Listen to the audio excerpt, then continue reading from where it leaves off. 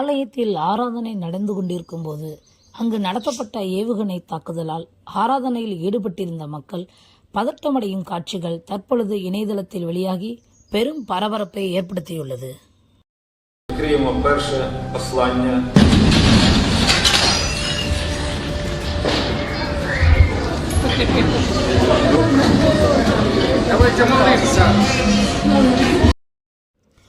வட உக்ரைனில் உள்ள சிமி என்ற பகுதியில் சர்ச் ஆஃப் இவாஞ்சலிஸ்ட் என்ற ஆலயம் இயங்கி வருகிறது.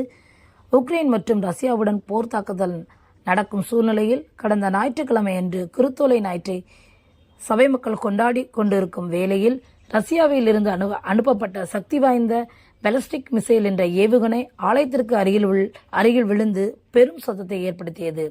ஆராதனையில் இருந்த மக்கள் சத்தத்தை கேட்டு மிகவும் பயந்து போயிருந்தனர்.